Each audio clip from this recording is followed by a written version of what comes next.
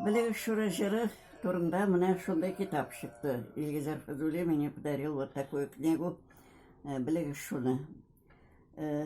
Тоже эта песня очень-очень популярна. Это вальс, очень легкий. Она имеет такую историю. Обычно песни Сары Садыковой моментально подхватывают, а тут «Білегі шуны» это исчезло, что-то долго ее не слышали. И автор слов «Білегі шуны» это Ильгизар Фазули. Вот его фотография. Он в руке держит книгу Сары Садыковой.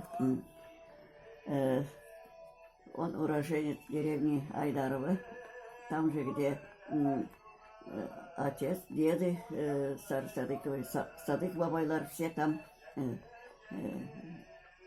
И вот этот вальс очень легкий, его надо исполнять очень легко и в живом темпе. И танцевать во время пения.